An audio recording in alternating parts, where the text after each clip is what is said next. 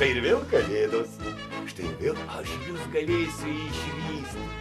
Visi puikiai žinote, kad per kalėdas aš jūs būtinai aplankau ir būtinai ką nors gražaus padedu po eglute.